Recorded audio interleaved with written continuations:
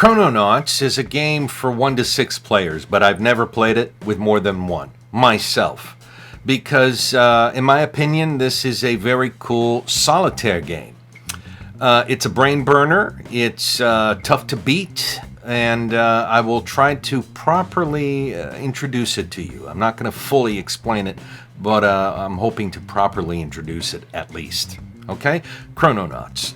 What happens in the solitaire game is that you will have these various historical events, okay, as they appear in history. There's a bunch of them here. And you will be placing them on the table in chronological order like this, okay? All those historical events in chronological order. You will then get a hand of inverter cards mixed in with some patch cards, and they're all a little bit different, but those will be shuffled and you'll get a hand of 5, and as you play those you draw back, and then you're going to choose 8 time travelers that you're trying to get home. Okay, there's a ton of them here. You're going to choose 8 of them at random, and you're going to try to get these people back home. Now let's say we're trying to get Tiberius home, for instance. Well, to get Tiberius home, we need to change history here in 1942 and in 1986. We can leave 1969 as is because that doesn't need to be changed. But 1942 and 1986 in this example need to be changed. So let me give you a quick example. Here's 1942 as it appears on the table. Well, how do you change that? This is not a linchpin card, so I can't use an inverter on it. This card has to be affected by another card.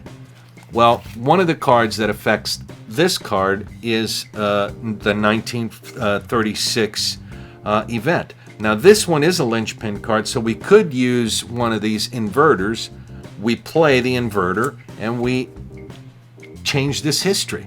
Now, once we do that, there's a ripple effect in these other historical events. Well, that happens to include 1942, which will then become a paradox. Well, that doesn't help Tiberius because, a paradox, you need to patch that. So how do you patch that paradox? Where is the card? Right here. If you happen to have this in your hand, you patch that paradox. Now we're a couple of steps closer to getting Tiberius home because 1942 has been taken care of. History has been changed. 1969 is as it is, and then we have to work on changing 1986. So sometimes you'll have to change this event, and then it ripples into other events, but then some other time traveler needs that event to be historically accurate, while others may need it to be changed. It's nuts. These inverter cards, this is a basic inverter card, so you can use that. And then you have the restore history cards. So for instance, in this case, you could play this card to then restore this history. Okay? Because you might need to restore this history. Once we get Tiberius home, we might need to restore this history to get somebody else home. And then there is more specific cards. Where is it?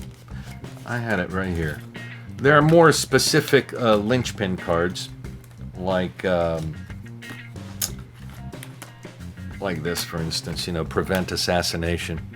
So this card will prevent an assassination event. So sometimes it'll change history, or sometimes it'll restore history, depending on what the card is. So basically, you are going to be doing that for 8 of the time travelers.